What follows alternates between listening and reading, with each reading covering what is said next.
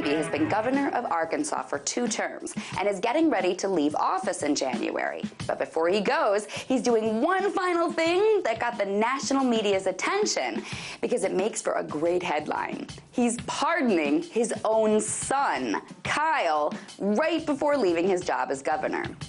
Kyle was convicted of felony possession of marijuana with intent to sell back in 2003.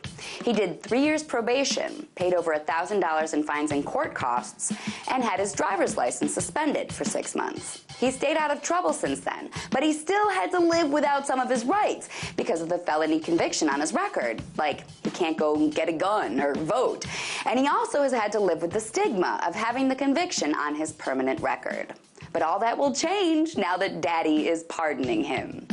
Now, Governor Beebe has pardoned some people during his time in office, over 700 of them.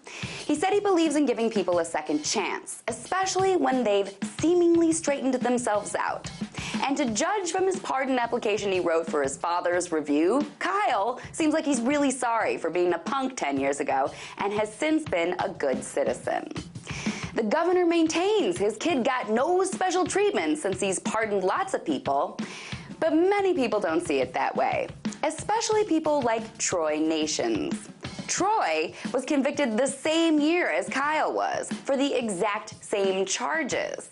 And because of that, he didn't get to vote in the midterms. He doesn't get to hunt with a gun with his sons.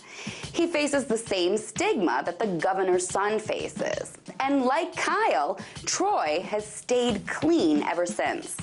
But unlike Kyle, Troy applied for pardon about 6 months ago and hasn't heard a peep about whether or not that's going to happen as of this airtime.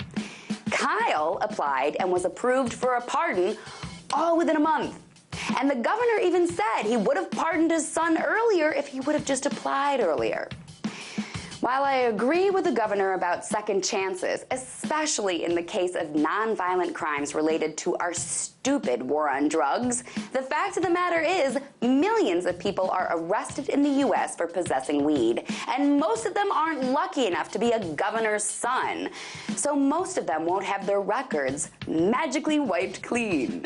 There's no doubt the governor gave his son preferential treatment here. So, no matter what Beebe does when he leaves politics behind in January, this classic case of favoritism will always be on his permanent record. Tonight, let's talk about that.